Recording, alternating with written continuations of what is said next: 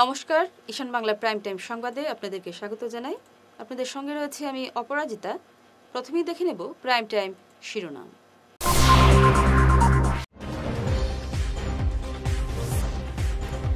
করিমগঞ্জ যুগ্ম স্বাস্থ্য অধিকর্তার কার্যালয়ে সিএম ভিজিলেন্সের হানা।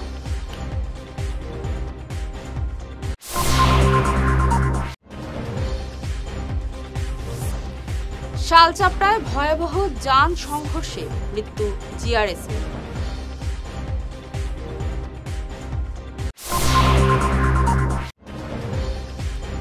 বাংলাদেশি যুবককে ভুয়ো ছেলে বানিয়ে 12 বছর ধরে বাড়িতে আশ্রয়, লালায় আটক 2।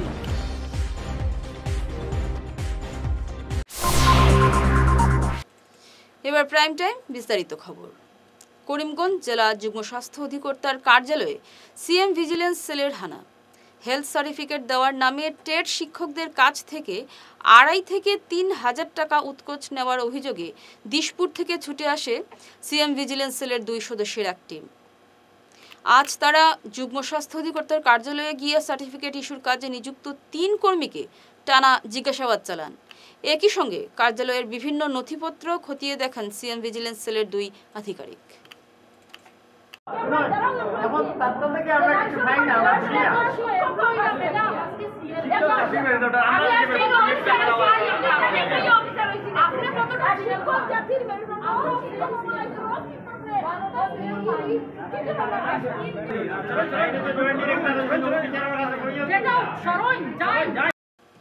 শালচাপড়ায় ভয়াবহ যান দুর্ঘটনায় মৃত্যু হল শ্রীকুনা জিপির জিআরএস কুমার গৌরবের।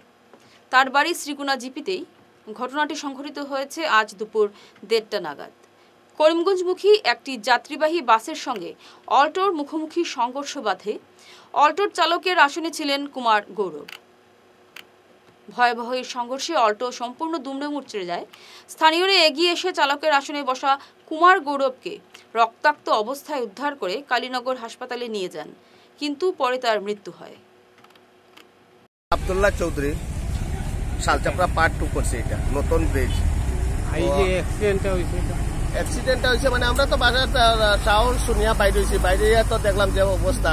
একটা স্কুটি আমরা শালচাপড়া থানার মেয়ে স্টাফ একজন মেলু, আর এটা কৈলাসরের বাস, আর এই দিক থেকে এল্টোটা আওয়াত আছিল, বদরপুর দিক থেকে আওয়াত আছিল, চোরতেই যাওয়াত আছিল বাসটা। ঠিক এই সময় মানে সংঘর্ষটা হয়েছে।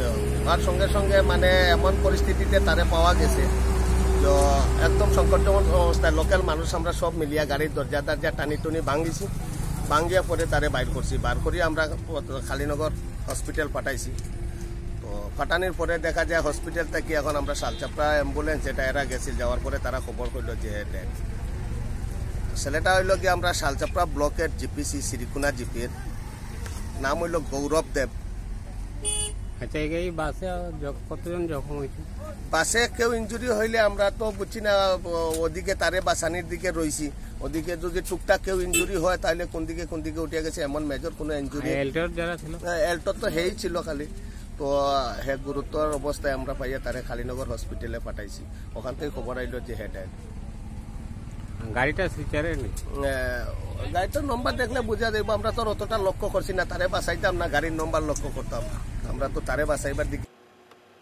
12 বছর ধরে ভুয়ো পরিচয়ে লালা ধনীপুর গ্রামের তাজউদ্দিন চৌধুরীর বাড়িতে বসবাস করে আসছে বাংলাদেশি এক যুবক।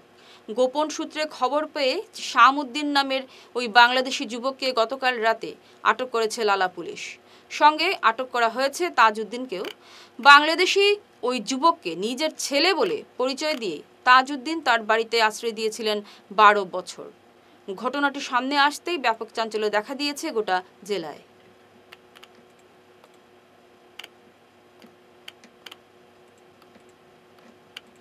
রাজ্যে ফের রদবদল করা হলো জেলার অভিভাবক মন্ত্রীদের। এ নিয়ে এক বিজ্ঞপ্তি জারি করে বিভিন্ন জেলার অভিভাবক মন্ত্রীদের রদবদল করা হয়েছে। তবে কাছাড় এবং হাইলাকান্দি জেলার অভিভাবক মন্ত্রীকে বদল করা হয়নি। এই 2 জেলার দায়িত্ব থাকবেন মন্ত্রী জয়ন্ত মল্ল বড়ুয়া। অন্যদিকে করিমগঞ্জের নয়া দায়িত্ব দেওয়া হয়েছে মন্ত্রী রঞ্জিত কুমার দাসকে।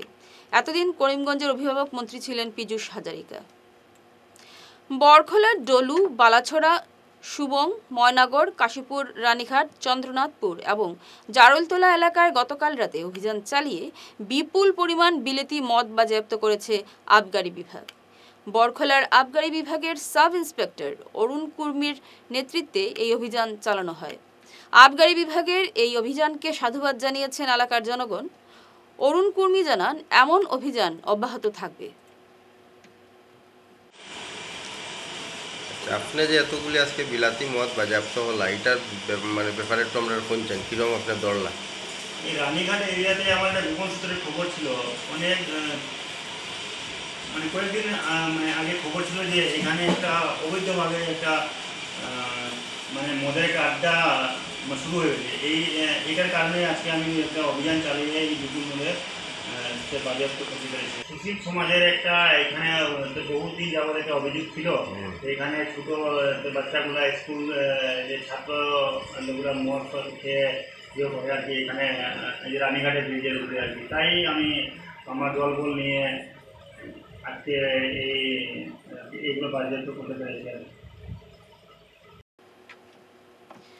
সঙ্গে থাকুন, ফিরছি ছোট প্রাইম টাইম বিরতির পর।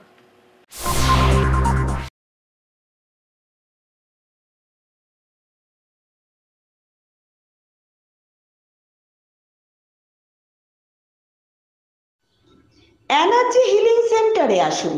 এখানে steam bath, neuro massage, immersion bath, acupressure, digital magnetotherapy, infrared, spiral rolling neuro massage, acupressure, acupuncture, shirodhara, yoga, physiotherapy এবং কাইরোপ্র্যাকটিক বোন সেটিং এর দ্বারা জয়েন্ট পেইন, মেরুদণ্ডের পীড়া, নার্ভের রোগ, কিডনির রোগ, সাইটিকা, স্পন্ডিলাইটিস, কোমরের ব্যথা, প্যারালাইসিস, ব্লাড প্রেশার, ডায়াবেটিস, স্ত্রীরোগ, পুরুষত্বহীন, অনিদ্রা, পেটের রোগ ইত্যাদির চিকিৎসা করা হয়।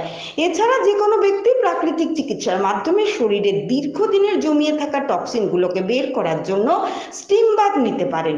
যোগাযোগ করুন energy healing centre, Rangpur part 2, Lakshmipur road, city chamber, first floor, Ismail market, central road, Silchar 1। Mobile number 9395732456, 9435070286 এবং 03842223183। অগ্রিম বুকিং প্রয়োজন।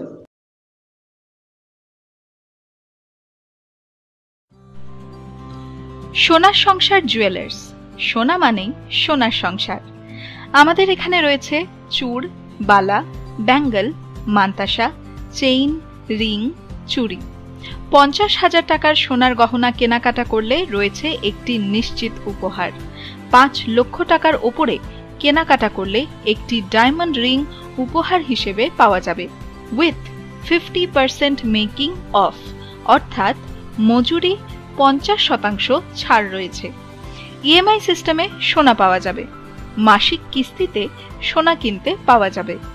12 মাসের কিস্তি জমা দিলে 13 মাসের কিস্তি সম্পূর্ণ বিনামূল্যে। পুরনো সোনার বদলে নতুন সোনার গহনা পাওয়া যাবে।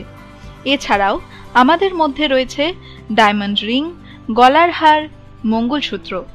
ন্যূনতম 50,000 টাকার বিয়ের সেট পাওয়া যায়। সব ধরনের আধুনিক গহনা পাওয়া যায়। তাই আর দেরি না করে চলে আসুন আমাদের সোনা সংসার জুয়েলার্স শোরুমে। আমাদের ঠিকানা এনএন দত্ত রোড, শিলচর 1।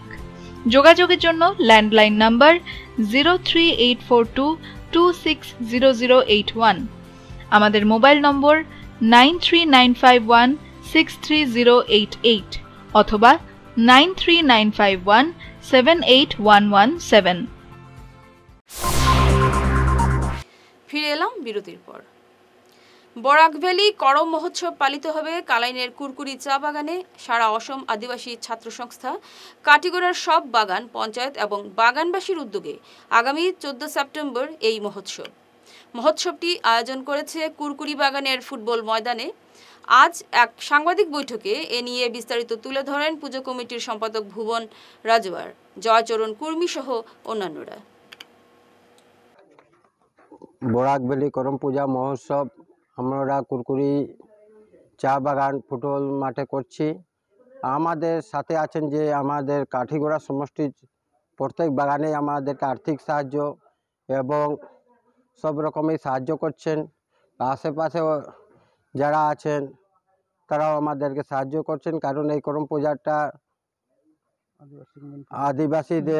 আদিবাসী জনজাতির জন্যই মহোৎসব হিসাবে আমরা পালন করব। 14ই সেপ্টেম্বর মহোৎসব হিসাবে পালন করব, কারণ আমরা যদি করি না তাহলে আমাদের যে ছোট ছোট বাচ্চাগুলো আছে তারাও শিখতে লাগবে, কারণ এটা আমরা জনজাতির এই আদিবাসী জনজাতির পূজা, এটার জন্যই আমরা করছি। আর আমাদের যতটা বাগান আছে, পঞ্চায়েত বলুন আর বাগানের মানুষ বলুন, সবাই ঘর প্রতি একটা আর্থিক সাহায্য দিচ্ছে, যাই আমরা পূজাটা ভালোভাবে করতে পারি, সুন্দর করতে পারি। আর আমি এটাই বলবো যে আমাদের যে আশেপাশে বরাক ভ্যালি যত আমাদের হিন্দু ধর্মের লোক আছে সবাইকে আমি আমন্ত্রণ জানাচ্ছি, অনুরোধ করছি আসার জন্য, এবং আমাদের মহোৎসবটা যেভাবে সুন্দর করতে পারি সেটার জন্যই সবাইকে নিমন্ত্রণ করলাম, এবং সবাইকে আসিয়া যায় আমাদের মহোৎসবটাকে উৎসাহ দিতে পারে, সেই জন্যই আমরা সবাইকে নিমন্ত্রণ করেছি আসার জন্য।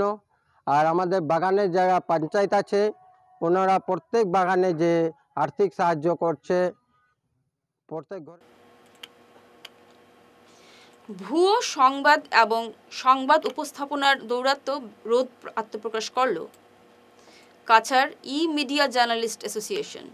আজ শিলচরের এক হোটেলে সাংবাদিকরা মিলিত হয়ে অ্যাসোসিয়েশন গঠন করে নবগঠিত অ্যাসোসিয়েশনের সভাপতি অভিজিৎ ভট্টাচার্য এবং সাধারণ সম্পাদক বিক্রম সরকার সহ 15 সদস্য বিশিষ্ট কমিটি গঠন করা হয়েছে।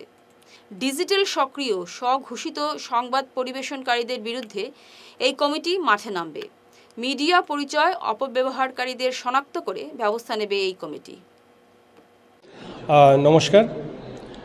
আমাদের কাছাড় জেলার যত দিন যাচ্ছে আমরা দেখতে পাচ্ছি যে ইলেকট্রনিক মিডিয়ায় কর্মরত সাংবাদিকদের সংখ্যা দিন দিন বেরিয়ে চলছে। আর তার পাশাপাশি দেখা গেছে যে কিছু ফেসবুক এবং ব্লগারদের যেভাবে দৌরাত্ম্য বেরিয়ে যাচ্ছে, তাতে আমাদের যে পেশাগত দিকটাতে একটা প্রায় চ্যালেঞ্জের মোড়ে আমরা এসে দাঁড়িয়েছি। তাই আজ এই কাছাড় জেলার প্রায় 50-এরও অধিক আমরা যারা গুয়াহাটি স্যাটেলাইট চ্যানেল, এখানকার স্থানীয় কেবল, প্রথম সারির যেগুলো পোর্টাল আছে, সেই সব ক্ষেত্রে যারা কর্মরত সাংবাদিকরা রয়েছেন তাদেরকে নিয়ে আমরা একটা সভা করেছি। আমাদের বিভিন্ন ভবিষ্যৎ পরিকল্পনা আমরা হাতে নিয়েছি, এবং একই সঙ্গে আমরা আজ যাত্রা শুরু করেছি আমাদের এই বৈদ্যুতিন মাধ্যমের যারা সাংবাদিকরা আছে তাদের একটি সংগঠন, যার নাম দেওয়া হয়েছে কাছাড় ই-মিডিয়া জার্নালিস্ট অ্যাসোসিয়েশন। আজ আমাদের 15 জন সদস্যের একটি কার্যকরী কমিটি গঠন করা হয়েছে, এবং আমরা এই সংগঠনের মাধ্যমে আমাদের যারা সাংবাদিকরা, যারা বিশেষ করে ইলেকট্রনিক মিডিয়ার যারা সাংবাদিকরা আছেন তাদের ভবিষ্যৎ কর্মপন্থা নিয়েও আমরা বিস্তর আলোচনা করছি। এবং আমরা এই সংগঠনটার মাধ্যমে আমাদের যারা এখানকার বরাক উপত্যকা কাছাড় জেলার যারা অনেক সাংবাদিকরা দীর্ঘদিন থেকে কাজ করছেন ইলেকট্রনিক মিডিয়াতে, আমাদের যেগুলো দাবি দাওয়া সরকারের কাছে আছে সেসব নিয়ে আমরা কিন্তু সোচ্চার থাকব। এবং আজ থেকে আমাদের কাছাড় ই-মিডিয়া জার্নালিস্ট অ্যাসোসিয়েশনের যাত্রা শুরু হলো, এবং এই পথে আমরা যারা সাংবাদিক যারা রয়েছি তারা তো আছি, আপনারা যারা সাধারণ মানুষ আছেন আপনাদেরকেও আমরা পাশে চাই। ধন্যবাদ। এক ঝলকে প্রাইম টাইম শিরোনাম আরও একবার।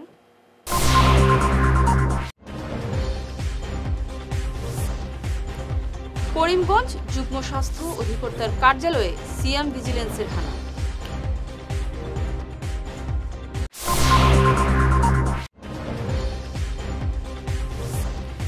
শালচাপড়ায় ভয়াবহ যান সংঘর্ষে মৃত্যু জিআরএস।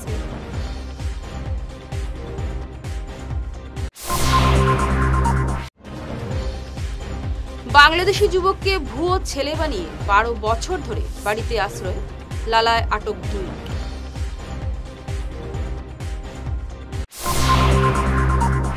ঈশান বাংলা প্রাইম টাইম খবর আজ এ পর্যন্তই। নমস্কার।